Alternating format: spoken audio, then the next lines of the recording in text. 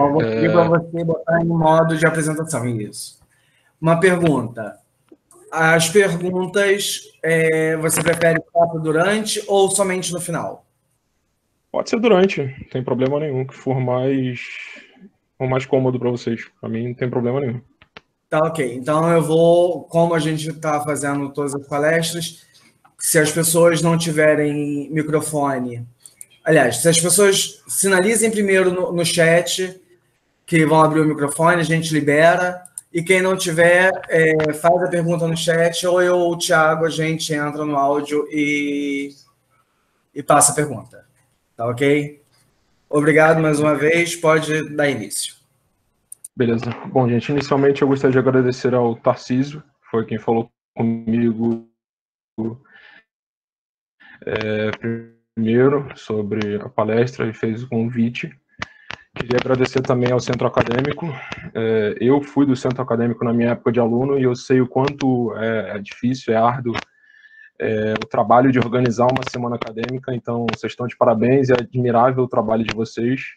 E agradecer também a Santa Úrsula pelo convite. Bom, eu me formei na UF, veterinária, em 2012.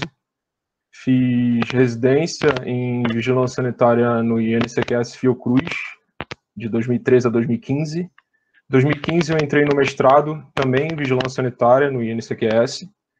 Fiz o mestrado de 2015 a 2017. Em 2015 eu passei num concurso para UF, para técnico. Trabalhei como técnico em nutrição animal, no laboratório de nutrição animal da Faculdade de Veterinária. Fiquei no laboratório até 2019, ano passado, quando eu passei no curso e comecei no diretório, na UF. Atualmente faço doutorado também em Ciências e Biotecnologia pelo Instituto. Ele envolve a criação de um curso animal. E por isso eu resolvi falar com vocês hoje sobre os fatores capazes de interferir negativamente nas pesquisas envolvendo animais.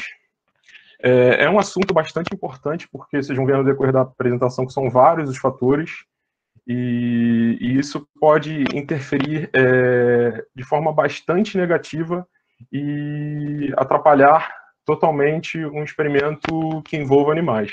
A gente sabe que o uso de animais hoje está cada vez mais sendo reduzido, sendo substituído por formas alternativas. Então, se não há uma forma alternativa, a gente é obrigado a usar animais, então que esse uso seja feito da forma mais correta possível. Tomando cuidado, tomando todas as devidas precauções com relação a esses fatores capazes de interferir nas pesquisas. Falando um pouquinho do histórico, né, do uso de animais em pesquisa, seria necessário uma aula só para falar do histórico, mas eu tentei resumi-lo aí para que vocês tenham uma noção. Na literatura, o relato de uso de animais ele data do período antes de Cristo, onde impérios da Babilônia e da Assíria realizavam cirurgias envolvendo animais. Aristóteles também fazia estudos comparativos entre órgãos humanos e de animais. Já passando para o período depois de Cristo, em 1638, William Harvey publicou um livro no qual ele estudou a fisiologia da circulação sanguínea de mais de 80 espécies diferentes de animais. Avançando um pouco mais na história, na Inglaterra, no século XIX, Jeremy Bentham ele começou a levantar questões acerca do sofrimento animal inerente a essas atividades de pesquisa. Vale ressaltar que até então não havia uma preocupação com relação ao sofrimento dos animais. Se esses animais eles sofriam com os tratamentos nos quais eles eram submetidos durante as pesquisas. E a partir de então iniciou uma busca pela proteção dos animais. Bentham ele levantou um questionamento no qual ele falou: o problema não consiste em saber se os animais podem raciocinar, tampouco interessa se eles falam ou não. O verdadeiro problema é este: eles podem sofrer. E a partir disso começou aí vários movimentos por toda a Europa buscando uma maior proteção dos animais e esse cuidado aí no uso com relação à experimentação animal. Foi criado o primeiro órgão de proteção animal na Inglaterra. A Inglaterra foi um pioneiro nesse movimento aí de proteção aos animais. Em 1876 foi criada a primeira lei, também na Inglaterra. E a primeira publicação americana com relação à legislação, né, ocorreu somente no século XX, em 1909. Animais de laboratório da UFOL. E, finalmente, em 1959, Russell e Burt desculpa interromper. publicaram um livro. Eu vou pedir você desligar a câmera. Eles estabeleceram o princípio dos 3 R's.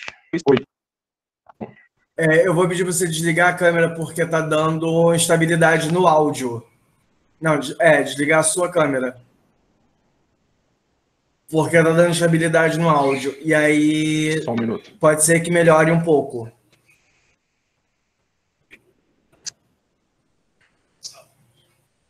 Pode botar em apresentação. Tá ok. Sim, só precisa o PowerPoint entrar em apresentação. Vocês estão vendo a apresentação? Vou ter que botar de novo, peraí.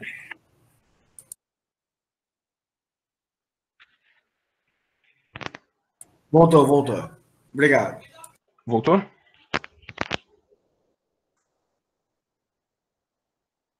Beleza.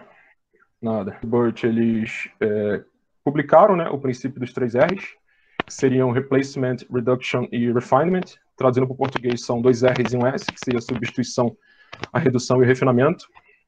E esses foram os pressupostos da criação e utilização humanitária dos animais no ensino e nas pesquisas. Falando um pouquinho de cada um, a substituição ela consiste na substituição, né, propriamente dita, de animais sencientes, que são aqueles capazes de sentir dor, por formas alternativas não sencientes. Dentre essas formas alternativas, existem por exemplo, os modelos computacionais, existem os vegetais, os cultivos de células e tecidos. Para ensino, hoje em dia, são utilizados vídeos, né? Muitos modelos de plástico, de ratos, de cachorro, enfim, para o ensino. Com relação à redução, reduzir o número de animais utilizados para obter informação em determinada quantidade e precisão, e como é que a gente chega nesse número mínimo de animais necessário para obter uma resposta robusta, uma resposta confiável, através de técnicas estatísticas, de ferramentas estatísticas, através de uma boa revisão bibliográfica, buscar na literatura se já foram realizados experimentos semelhantes, qual foi o número de animais utilizados, através de um delineamento experimental bem desenhado e através também de estudos pilotos. E por último, o refinamento, que seria qualquer diminuição da incidência ou gravidade de procedimentos desumanos aplicado aos animais que ainda precisam ser utilizados. A partir do refinamento, a gente consegue reduzir a angústia, o estresse e o sofrimento durante os experimentos e, consequentemente, alcançar um bem-estar animal. E, como exemplo, seriam a redução do manejo dos animais, ou seja, se eu faço um experimento no qual eu preciso manejar um animal no período da manhã e no período da tarde, se eu conseguir reduzir isso só para o período da manhã, eu já vou estar causando menor estresse ao animal, já vou estar refinando o meu experimento. E também o uso de técnicas menos invasivas. Com relação aos tipos de biotério, eles podem ser de criação, onde a gente tem as matrizes reprodutoras e a gente produz os animais para que eles possam ser utilizados nos biotérios de experimentação. Existem. E com relação aos modelos animais, eu busquei listar aqui os mais utilizados, dentre eles o rato, espécie ratos norvégicos, o camundongo, da espécie Mus musculus, o hamster, o Mesocricetus auratus, o cobaio, Cavia porcellus, o coelho, Oryctolagus cuniculus, os primatas não humanos, dentre eles a macaca mulata, ou macaco rhesus, e também o zebrafish, que o uso dele tem crescido bastante aí nas pesquisas envolvendo animais, que seria o Dânio Herriot. Um conceito importante também para a gente poder entender esses fatores seria o conceito de macro e microambiente. Macroambiente seria a sala onde esses animais estão alojados, a sala onde as caixas dos animais ficam, e o microambiente seria a caixa propriamente dita. A gente pode ver aqui na parte de cima uma caixa aberta e na parte de baixo um microisolador. Diferença entre as duas. A caixa aberta, o animal fica em contato diretamente com todo o ar que está naquele macroambiente. Ou seja, a troca de ar que ocorre na caixa é a mesma troca que ocorre no macroambiente. Não é uma troca muito efetiva. Já no microisolador, no exemplo de baixo, o ambiente ele é microventilado, ele é individualmente ventilado. Então a troca de ar ela é bastante efetiva, quando comparado com o de cima. Quais seriam esses fatores? São vários. Dentre eles, a iluminação, a temperatura, a qualidade do ar, a umidade relativa do ar, os sons e os ruídos existentes no ambiente no qual os animais estão alojados, o tipo de alimentação que é oferecido aos animais, a cama, qual é o tipo de substrato utilizado para essa cama, o tipo de enriquecimento ambiental que é oferecido aos animais, se é um enriquecimento alimentar, se é um enriquecimento social, se é um enriquecimento físico, o status sanitário, a qualidade sanitária desses animais, a qualidade genética, o ambiente social no qual os animais estão inseridos, o bem-estar animal, as boas práticas de manejo,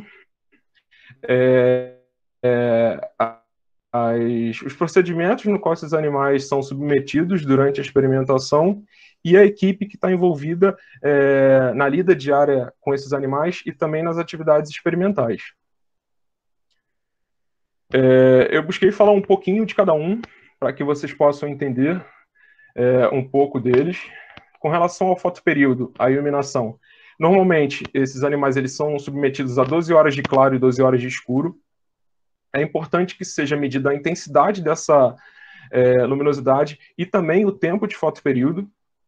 Isso interfere diretamente no ciclo reprodutivo desses animais e no metabolismo dos animais. Vale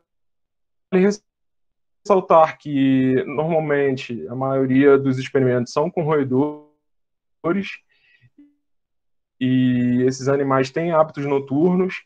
Então, se eles forem submetidos a um período maior de claro, isso pode gerar, causando degeneração, além de levar a resultados equivocados nos experimentos.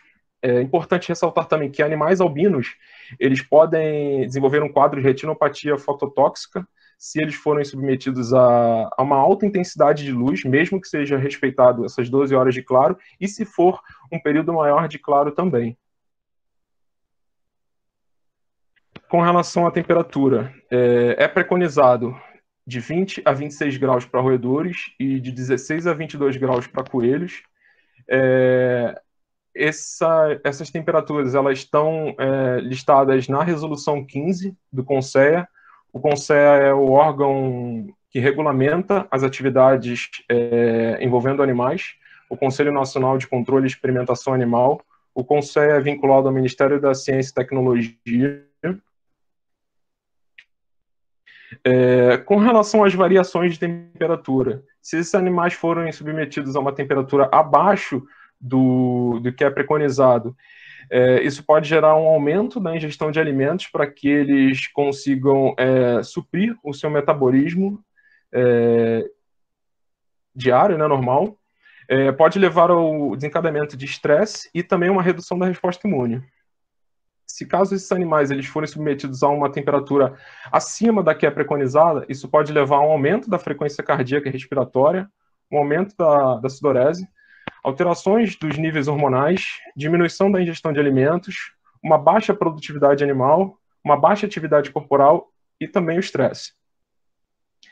Vale ressaltar aí que, por exemplo, se a gente está avaliando num experimento a ingestão de alimentos e a gente percebe que o rato, o camundongo, ele diminuiu a ingesta diária dele de alimentos e a gente não está se atentando que a temperatura da sala está acima ou está abaixo do que é preconizado, e a gente está, por exemplo, fazendo um experimento avaliando um micro-organismo específico e verificando se aquele micro-organismo ele influencia de alguma forma na ingestão diária de alimentos daquele animal.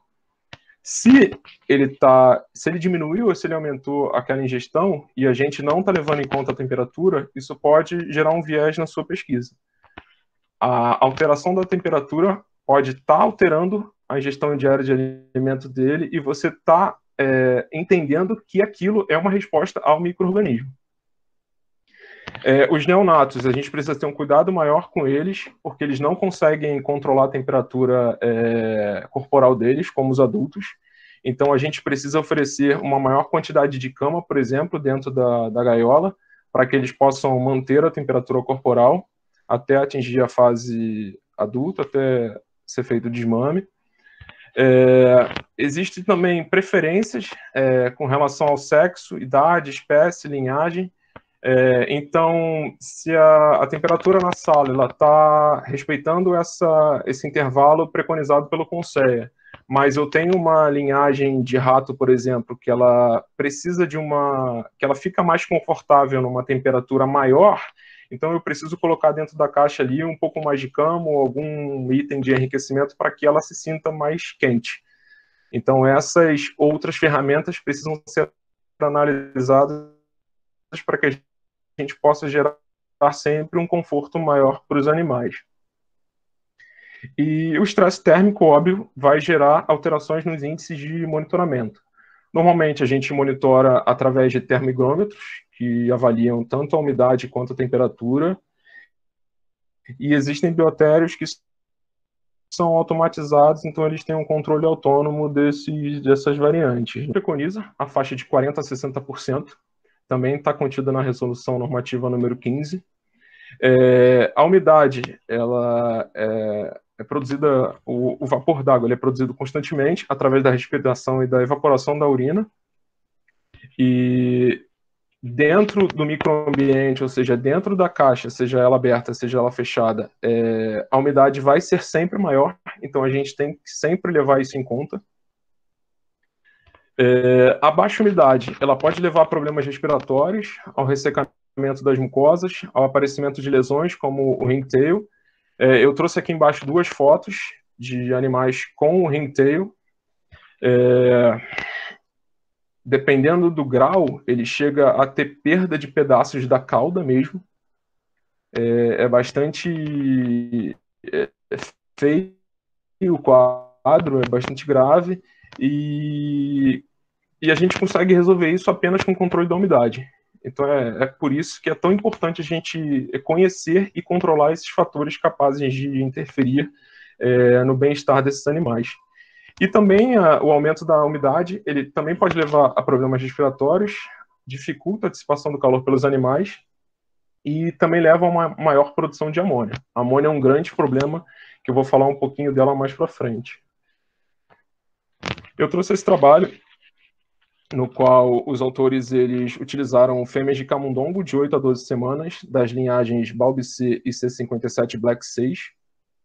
Eles alojaram 5 animais por caixa em condições ambientais específicas, com a umidade bastante baixa, 15,5 mais ou menos 3,8%, fluxo de ar de 15 litros por minuto e a temperatura de 21 a 23 graus Celsius.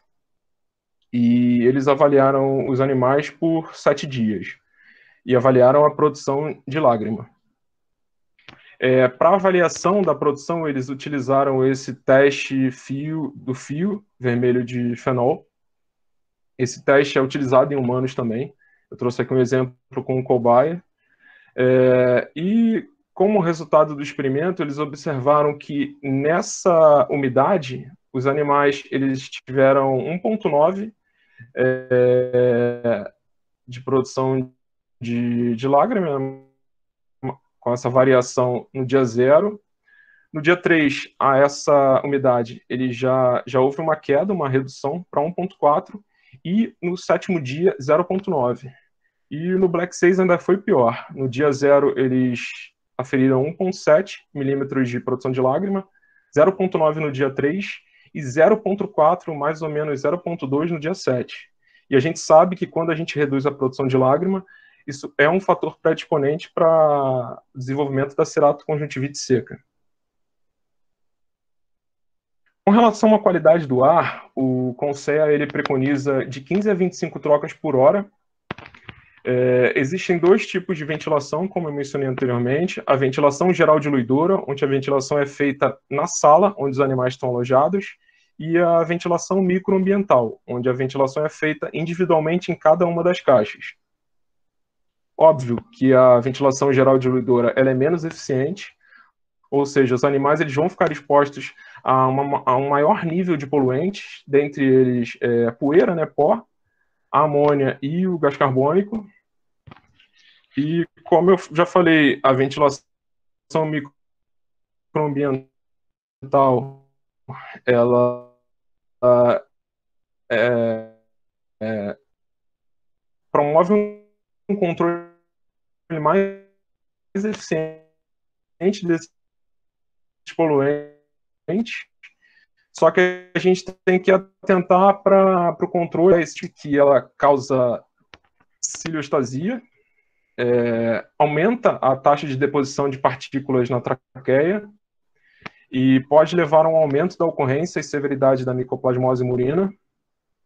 Na literatura está descrito que de 20 a 25 partes por milhão de ureia já é suficiente para desenvolver lesões oculares e pulmonares. Nós, humanos, a gente consegue detectar já 10 ppm de amônia no ar. E de 20 a 25 ppm já é capaz de causar uma irritação ocular, um desconforto ocular e um desconforto nasal para os homens. Então, se você entrar num biotério e já sentir seu olho arder, já sentir seu nariz arder, aquele cheiro bastante ruim de amônia, né? Pode ter certeza que os animais já estão em sofrimento há bastante tempo. Nesse trabalho com ventilação geral diluidora e com ventilação, no 3º dia, ambas as caixas eram alojados 8 suíços, camundongos suíços. Na ventilação geral diluidora, os autores eles chegaram a um teor de amônia de 31,25 no 3º dia sem troca e 5 ppm no 7º dia sem troca para a ventilação microambiental. Com isso, a gente pode perceber que a ventilação microambiental ela é muito mais eficiente no controle desses poluentes. Esse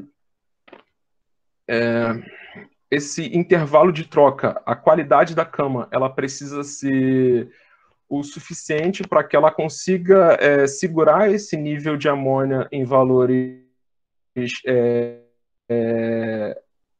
não danosos para o animal, na 2ª, na 4ª e na 6ª. Essa troca feita na 6ª-feira, essa cama que eu estou utilizando, ela tem que segurar o animal até a 2ª-feira, onde eu vou fazer a troca novamente. Então, ela tem que absorver a urina e impedir que a amônia chegue a níveis que causem sofrimento, que causem estresse ao animal. Então, a qualidade da cama é bastante importante nesse sentido. E esses autores também, eles chegam ao resultado de que valores acima de 5 ppm já promovem uma diminuição do batimento ciliar na traqueia e, consequentemente, predispõe a lesões. Os roedores, eles captam sons da gente, dos humanos, e os ruídos em excesso, eles podem gerar danos físicos no aparelho auditivo, alterações nas respostas imunológicas, alterações no desenvolvimento reprodutivo, canibalismo, redução de peso e alterações neuroendócrinas.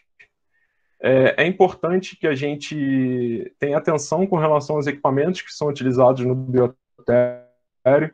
Por exemplo, se a gente utiliza os carrinhos para poder transportar as caixas, esses carrinhos vão gerar barulho e vão causar estresse nos animais.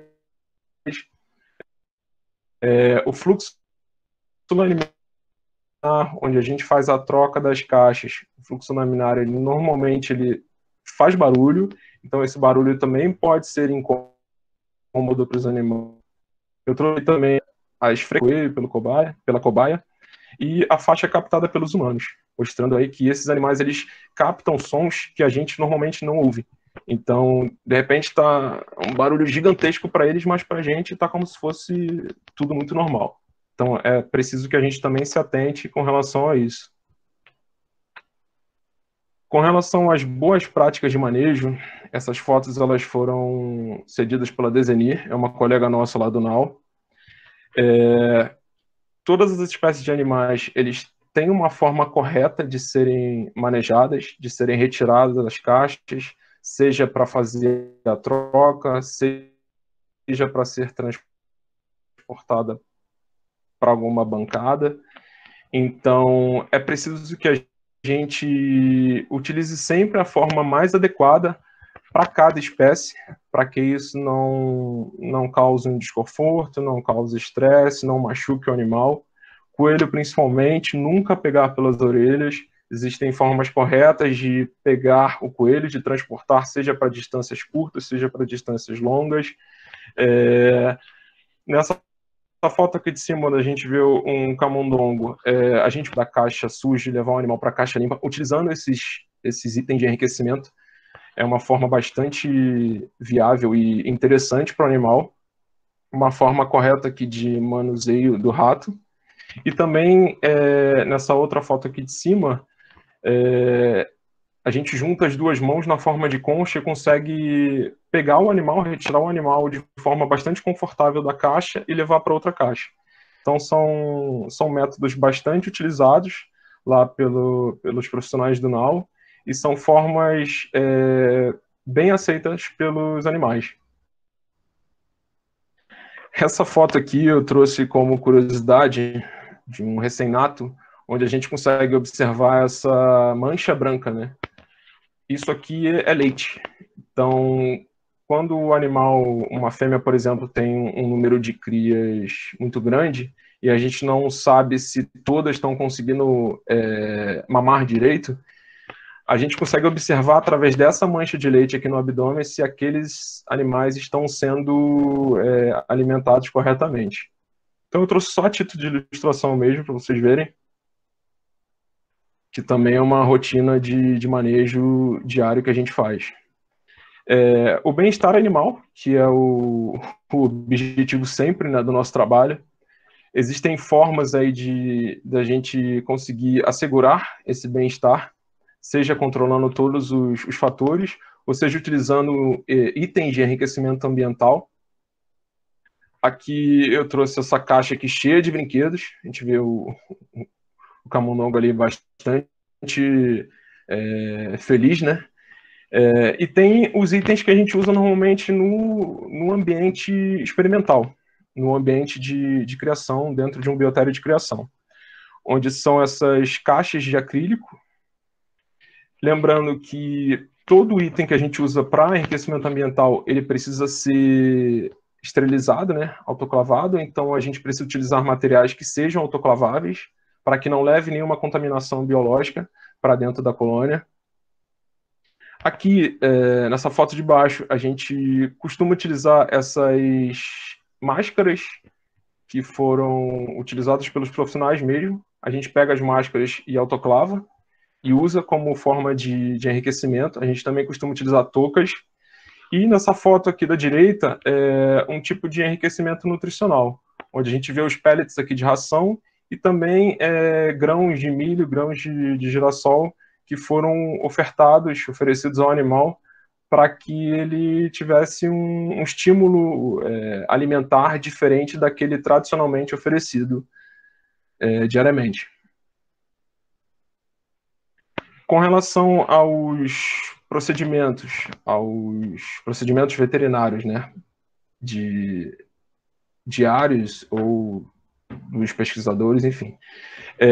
Existem técnicas, existem vias, existem volumes específicos para cada espécie, então isso precisa ser respeitado, isso precisa ser levado em consideração sempre.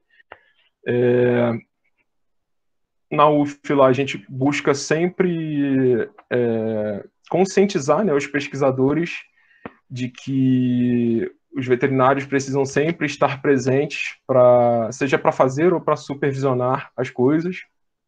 É claro que isso não é uma realidade em todos os biotérios, até na própria UF mesmo, mas um procedimento feito de forma errada, além de causar dor e sofrimento ao animal, pode levar ele ao óbito.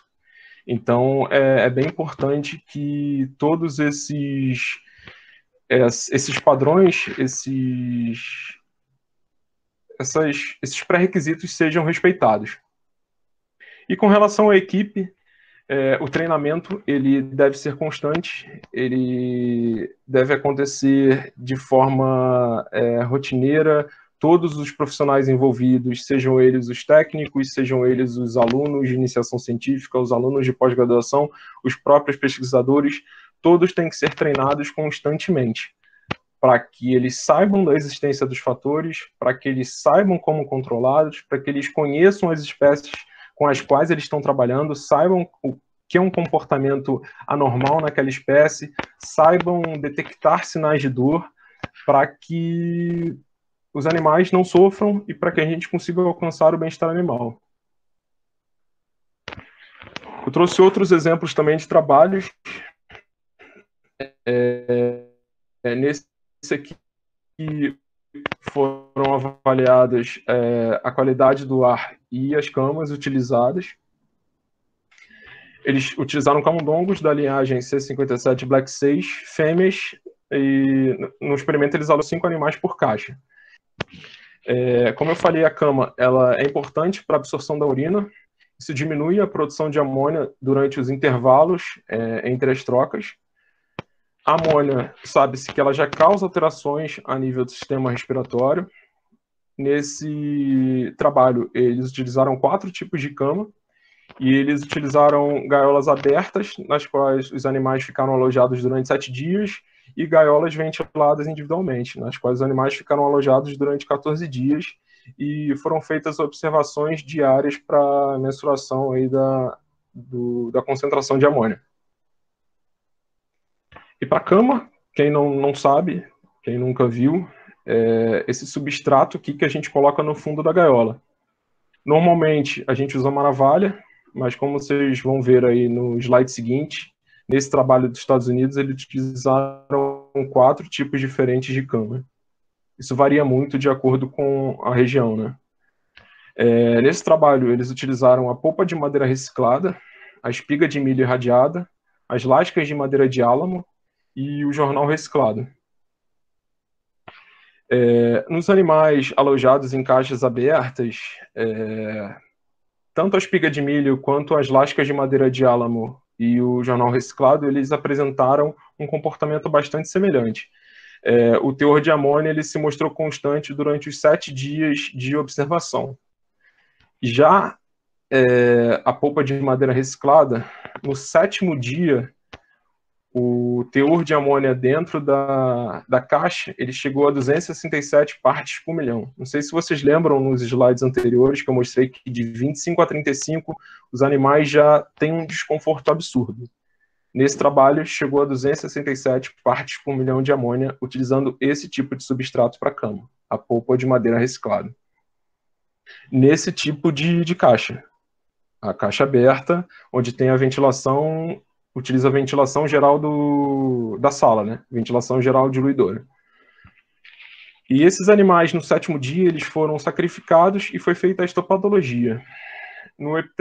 foram observadas alterações como a necrose generalizada do epitélio olfatório, infiltrado inflamatório celular generalizado, edema, congestão, hemorragia e depressão ciliar. Já os animais alojados em caixas individualmente ventiladas, foi observado também um comportamento bastante semelhante para a espiga de milho, para as lascas de álamo e para o jornal reciclado. Lembrando que esses animais alojados em caixas individualmente ventiladas, eles foram observados durante 14 dias. E só a partir do 7º dia que foi observado um aumento da concentração de amônia, também com a polpa de madeira reciclada, o que mostra que esse não é um substrato aconselhável para uso como cama para animais de laboratório. Com relação ao status sanitário, qualquer tipo de micro-organismo ele pode interferir na pesquisa, de alguma forma. Mas a gente sabe que tem alguns que interferem de uma forma mais... É um micro-organismo bastante frequente em criações convencionais de ratos, e eles têm o potencial de interferir em uma ampla variedade de pesquisas. Animais portadores de Mycoplasma pulmonis, eles não são indicados para uso em experimentação animal. Da mesma forma que o Clostridium piriforme, que é o causador da doença de Teaser, a salmonela, que é uma zoonose, né, que tanto os tratadores portadores podem passar para os animais, como os animais portadores podem passar para os humanos, enfim. E também os Streptobacillus moniliformes, que é um causador de uma zoonose conhecida como a febre da mordedura do rato. Então, animais que são carregadores desse micro. Com relação ao ambiente social, esse trabalho ele avaliou camundongos SPF. Não sei se todos aqui sabem, mas animais SPF são animais specific pathogen free, são livres de patógenos específicos. Eu acho que o Tarcísio falou comigo que vocês vão ter disciplina de animais de laboratório, acho que no 8º período. Então talvez vocês ainda não tenham visto nada sobre isso. Eles utilizaram machos e fêmeas das linhagens C57 Black 6 e Balb C. Os animais eles foram alojados desde o desmame, com 3 semanas para o Balb e com 4 semanas para o B6, e foram mantidos em grupos durante todo o experimento, que durou 17 semanas para o Balb e 16 semanas para o B6. Esses animais eles foram alojados em uma quantidade de 4 por caixa, 6 por caixa e 8 por caixa. A legislação ela preconiza uma área por animal. Então, a partir disso, a gente consegue calcular quantos animais o número máximo de animais que a gente pode alojar por cada caixa. E nesse experimento, eles avaliaram uma série de fatores, dentre eles o ganho de peso, parâmetros sanguíneos, metabólitos fecais da corticosterona, o comportamento, eles monitoraram o ar do microambiente, avaliando amônia, o gás carbônico e o vapor d'água, e eles também fizeram a telemetria através da colocação de um transponder telemétrico intraabdominal dos animais. Eu aqui me atentei somente ao ganho de peso, onde a gente pode observar nas respostas do B6 que aqui na linha contínua, os animais alojados na quantidade de 4 por caixa, no tracejado 6 por caixa e no pontilhado 8 por caixa. Com relação aos machos, os machos alojados em caixas com 4 e 6 animais, eles tiveram um ganho de peso maior do que aqueles alojados na quantidade de 8 por caixa. Ou seja, uma maior quantidade de animais por caixa apresentaram um menor ganho de peso. Da mesma forma que eu falei para a temperatura anteriormente, se a gente está avaliando mais um microorganismo específico, a gente não tem atenção com relação ao número de animais esperado, a gente é relacionado a microorganismo que está ali presente. Só que se esses animais estiverem numa caixa superlotada, essa redução do ganho de peso pode ser também da alta densidade da caixa. Então a gente pode estar gerando um viés aí na pesquisa. As fêmeas de B6 elas não apresentaram diferença significativa com relação ao ganho de peso em nenhum dos grupos estudados. Já no BALB-C, foi observado o mesmo comportamento, tanto para macho quanto para fêmeas. Os animais alojados em caixas com 4 e 6 animais tiveram um ganho de peso maior do que aqueles alojados em caixas contendo 8 animais. O que comprova aí que uma densidade maior de animais por caixa pode levar aí durante o experimento, além de outros fatores, como eu trouxe essas duas imagens para ilustrar para vocês que são comportamentos que podem ser observados também quando a gente tem um aumento da densidade animal por caixa. O barbeamento, o barbering, é bastante comum em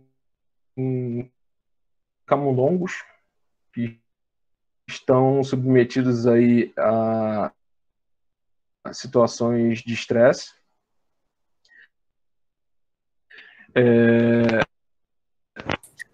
Isso é caracterizado por uma tricotomia em áreas do focinho, da cabeça e do corpo. Essa tricotomia é realizada pelo macho dominante da caixa. Oi. O seu áudio falhou. O áudio tudo.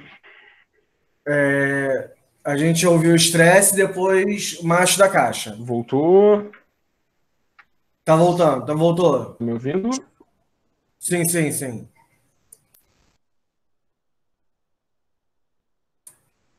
Não estamos ouvindo.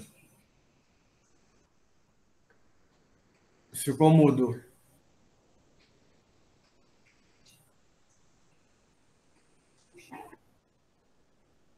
Você consegue me ouvir? Agora a gente ouviu. Sim, sim, agora sim. Beleza. Vou voltar então. Qualquer coisa você me interrompe de novo. O barbeamento ele é um comportamento que acontece quando esses animais eles são alojados em caixas com alta densidade.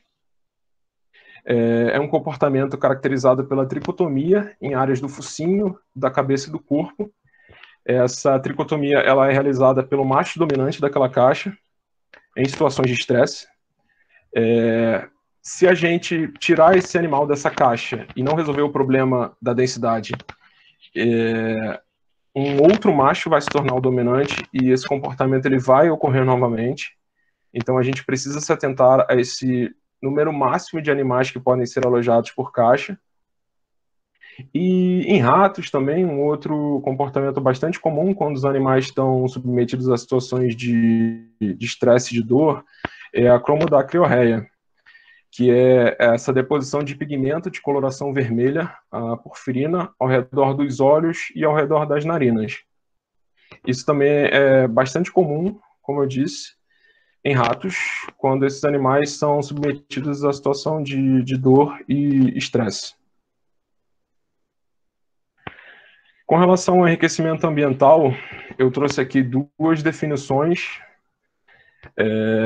Provisão de recursos biologicamente relevantes que facilitam, permitem o desenvolvimento de comportamentos altamente motivados, em particular aqueles que permitem um controle sobre o ambiente no qual os animais estão inseridos. mantendo a sua homeostase, e também a combinação de estimulações inanimada e social. Para exemplificar, eu trouxe esse outro trabalho, onde os animais eles foram avaliados com relação ao desenvolvimento. A gente sabe que animais criados em cativeiros eles estão mais propensos ao desenvolvimento de comportamentos estereotipados. A gente vê muito isso em zoológicos, os animais andando em círculos, né? Desenvolvendo comportamentos repetitivos. Nesse trabalho, os autores eles avaliaram animais alojados em caixas padrão, sem quase nada praticamente, e animais alojados em caixas com enriquecimento ambiental. Foram 2 fases de observação. Na primeira fase foram 140 dias, onde foi realizada a observação diária dos animais, e na fase 2, por mais 70 dias, na qual os animais foram observados durante 5 dias a cada semana, 15 minutos por dia. Os autores eles tomaram como premissa que o comportamento estereotipado seria qualquer comportamento repetitivo, com pelo menos 3 repetições sucessivas. Como é que foi feita essa avaliação na fase 1? Toda vez que o pesquisador, que o tratador ou que qualquer outra pessoa fosse até a caixa do animal e observasse qualquer tipo de comportamento alterado, ele era anotado na ficha. E entre os dias 161 e o dia 170, foram feitas gravações de vídeo, 20 minutos por dia, por 3 dias não consecutivos. Da mesma forma, foi feita na fase 2, onde essas gravações foram feitas entre os dias 231 e o dia 240, também 20 minutos por dia, por 3 dias não consecutivos. Dentre os comportamentos observados pelos autores, eles descreveram 4, os principais, que foi o circuit running, que é o andar em círculos, né, praticamente, seguindo uma rota fixa. O pré-looping, que consiste em um animal ele virar de cabeça para baixo, se segurando nessa grade aqui, onde ficam a comida e a água. Segurando na grade, ele anda para trás, como se fosse marcha ré, e ele depois soltando primeiro os membros posteriores. O somersaulting são cambalhotas, e esse windscreen wiping aqui são comportamentos nos quais os animais eles se apoiam pelos membros posteriores, levantam os membros anteriores, apoiam nas paredes da gaiola e começam a fazer movimentos, tanto para frente e para trás, ou de abrir e fechar como se fosse um limpa-vidro de carro, por exemplo. Eu trouxe esses 2 vídeos aqui para ilustrar para vocês. Vocês confirmam para mim se vocês estão vendo o vídeo, por favor. Aqui um exemplo de circuit running. O vídeo está rodando, tá tranquilo.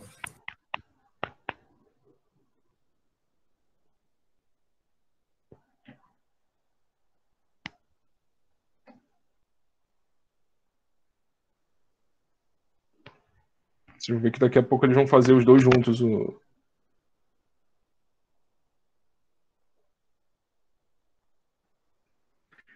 somersaulting, que são as cambalhotas.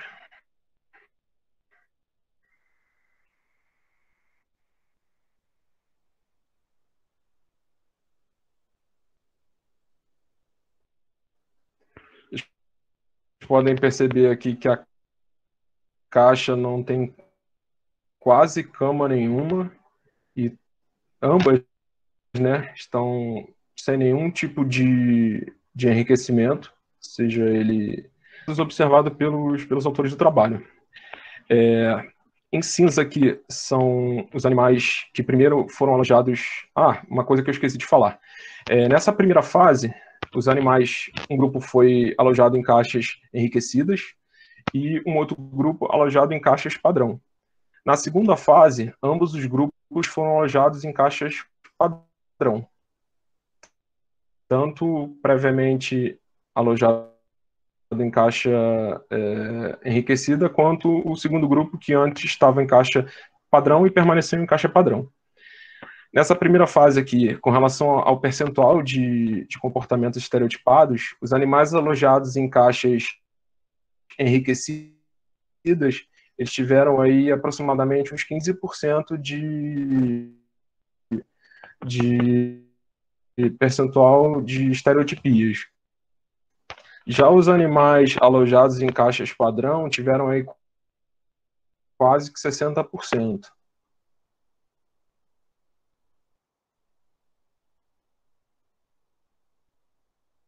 Estereotipias, aí aproximadamente de 15% foi para 30%.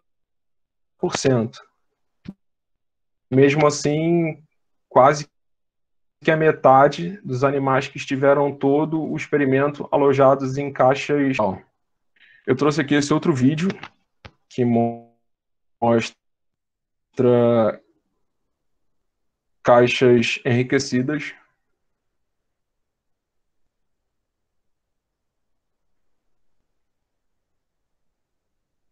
A gente pode observar aí que tem várias formas de estímulo para os animais.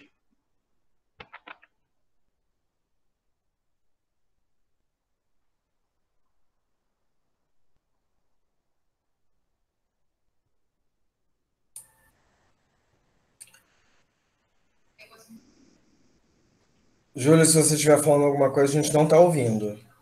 A gente parou em animais. Tá ok.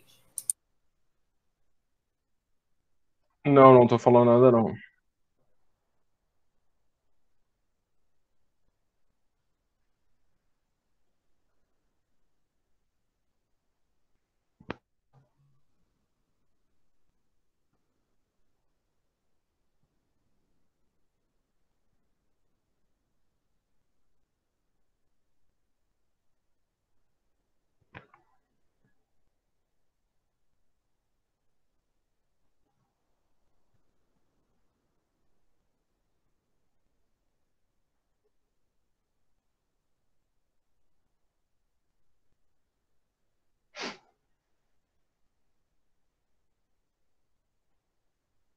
Bom, como vocês podem ver, são várias as formas de enriquecimento utilizadas aí na caixa.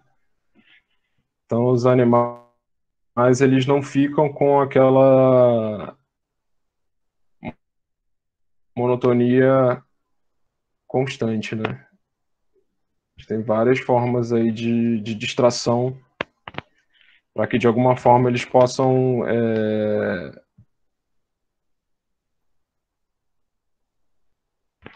Bom, concluindo,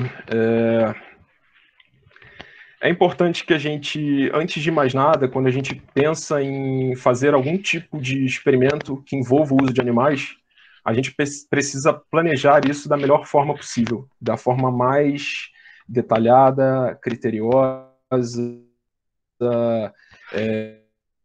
embasada possível.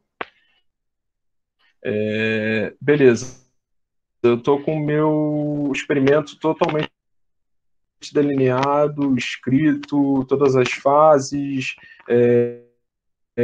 qual o tipo de animal que eu vou utilizar, qual a linhagem animal que é a mais adequada para o tipo de experimento que eu vou fazer, a idade dos animais, o sexo, tá tudo certinho já delineado. Beleza, existe algum método alternativo que eu possa utilizar ao invés de utilizar o animal? Quando a gente cria um projeto qual a gente utiliza animal, a gente precisa que ele seja submetido a uma comissão de ética. Esse das seus, cada instituição tem uma. E a gente precisa que esse projeto ele seja aprovado pela CEUA para que então a gente possa iniciar com o uso de animais. Então, a primeira pergunta que a Silva vai te fazer é: existe algum método alternativo e esse tipo de experimento? Se não tiver, beleza. A única forma é o uso do animal. Eu vou morar da melhor forma possível as técnicas que eu vou utilizar durante os meus experimentos, para que conversar sempre com os veterinários, sempre com os técnicos acerca do tipo de abordagem que você vai fazer com esses animais, porque com certeza eles são as pessoas mais indicadas para te dizer se aquilo que você está fazendo está legal, se existe alguma outra forma que possa ser feita. Então, assim, sempre fazer uma reunião de toda a equipe, com os veterinários da instituição, com os técnicos que estão ali na lida diária, que conhecem de forma perfeita a biologia daquele animal ali, o comportamento daquele animal, as necessidades daquele animal, para saber se o teu experimento está ok. O conhecimento da espécie, como eu já falei, ele é importantíssimo. Você precisa saber se você está utilizando um camundongo, como é que aquela espécie ela se reproduz, como é que aquela espécie ela se alimenta, se o tipo de comportamento que ela está apresentando ali para mim, se ele é normal, se não é, se aquele animal está sentindo dor, se a dor já está num nível tão grande que não tem como mais postergar, eu vou precisar fazer eutanásia, enfim. E por último, entender todos os fatores capazes de interferir negativamente e saber como controlá-los. Afinal de contas, você pensou nisso tudo, fez o experimento, foi aprovado na CEUA, estou realizando, mas deixei alguma coisa aí sem tomar o devido cuidado, e quando eu fui ver meus resultados não era o que eu esperava, porque você deixou com relação a um desses fatores. Então, assim, a gente sabe hoje que a reprodutibilidade é um problema no meio acadêmico, que é justamente esse, a falta desse controle desses fatores que são capazes de interferir. Então, eles são de extrema importância. A colega anteriormente estava falando de primatas. Controlar esses fatores é essencial. Então, gente, era isso. Eu gostaria de agradecer a todos. Já é quase noite aí de sábado. Vocês tiveram o dia todo de palestra, então obrigado por me ouvirem até agora e deixar essa mensagem aí, sempre haverá mais ignorantes. Então, assim, a gente a ciência, o progresso sempre. Então, mais uma vez, obrigado a todos por finalizar aqui a apresentação. Júlio, muito obrigado aí mais uma vez. Obrigado, agradeço em nome do Centro Acadêmico da Universidade de Santa Úrsula, dos ouvintes aqui da palestra. Vou deixar aberto se alguém quiser fazer alguma pergunta. Agradeço também ao professor Túlio pela indicação. Vamos deixar aí aberto uns minutinhos para perguntas.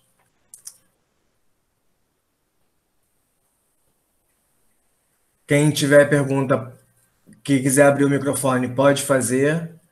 E quem está sem microfone pode mandar pelo chat, que eu ou o Thiago verbalizamos a pergunta.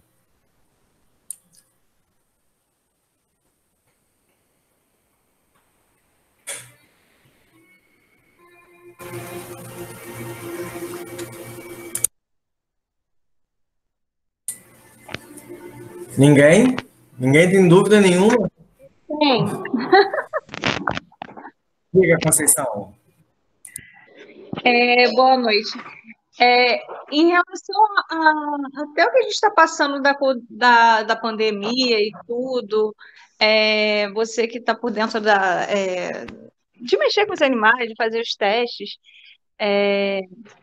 qual foi a importância que você achou dos animais como participação agora em relação à pandemia? Então, nos estudos, falando aí especificamente de vacinas, né, os animais eles são utilizados.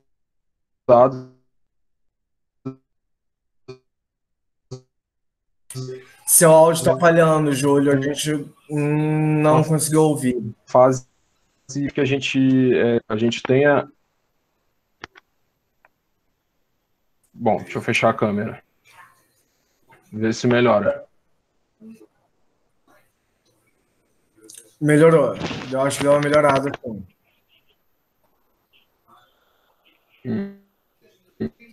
Voltou a falhar. Melhorou? Não, tá picotando o áudio.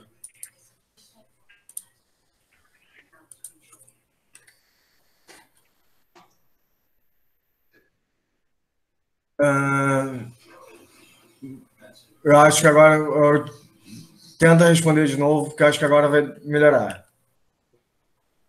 Melhorou? Melhorou, agora a gente está te ouvindo. Sim. Beleza. Os animais, falando especificamente aí das vacinas, né, que estão sendo produzidas agora para a Covid, os animais eles são utilizados na fase pré-clínica da elaboração de vacinas, de qualquer outro tipo de produto biológico, de medicamento. E a partir do momento que você cria um novo composto, que você já tem a elucidação estrutural, já fez os ensaios de eficácia, enfim. Isso não é muito minha área de farmacologia, mas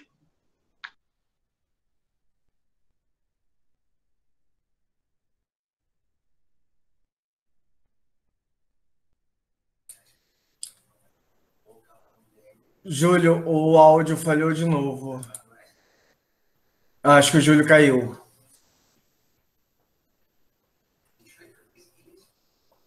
O Júlio caiu.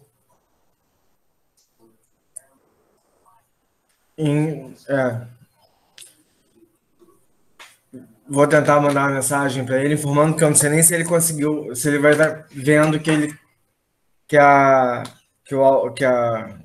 conexão dele caiu. Enquanto isso, vamos ver se ele volta. Eu vou fazer um sorteio enquanto eu tento contato com ele.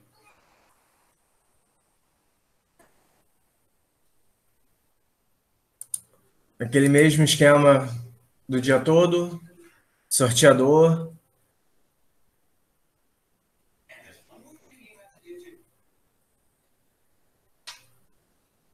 Vocês estão visualizando o sorteador? Sim. Vamos lá. A gente vai sortear agora uma camiseta de medicina veterinária. O Júlio voltou, então vamos. A gente deixa para daqui a pouco. Pronto, Júlio, tá de volta. Eu acho que ele entrou e caiu.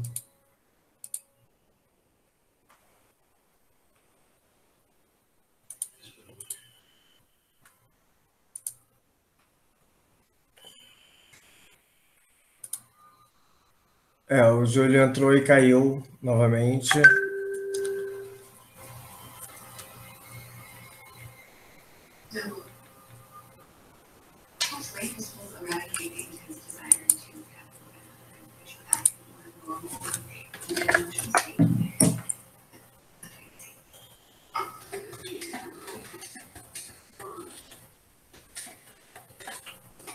Estou tentando contato com ele.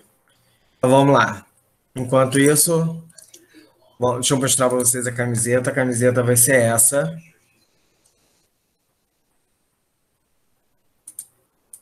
Número 26.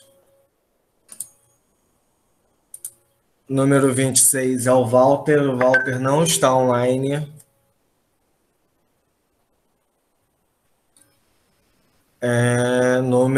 Qual é o próximo? Número 12. Número 12. Caroline Oliveira Sobrinho. Carol, você ganhou uma camiseta da medicina veterinária. Obrigada. Então vamos lá. Acho que o Júlio realmente não voltou.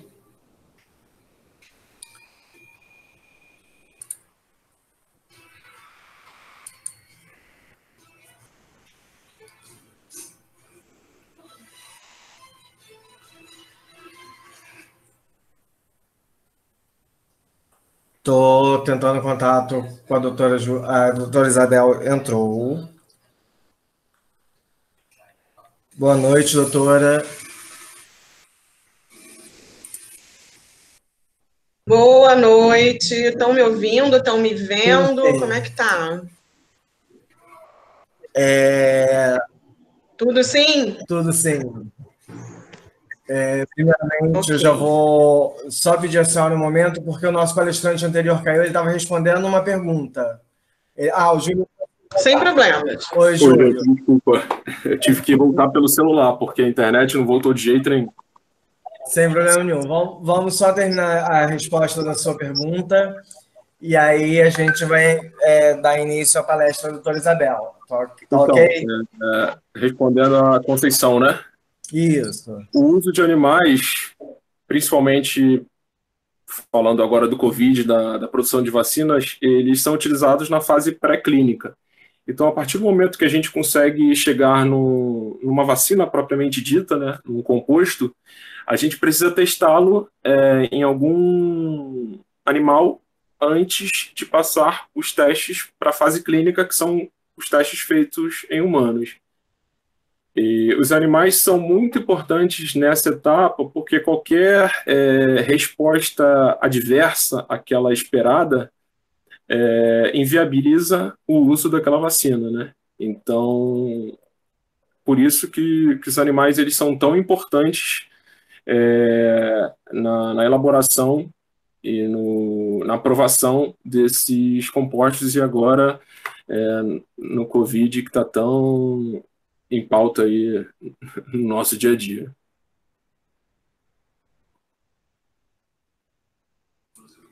Obrigada. Tá ok, Júlio. Mais uma vez, obrigado. Depois a gente vai mandar o certificado da palestra para você. E agradeço mais uma vez em nome da Santa Úrsula, do Centro Acadêmico e dos participantes. Agora a gente vai ter a palestra do doutor Isabel. Se você quiser continuar para assistir, será um prazer. Vou assistir sim.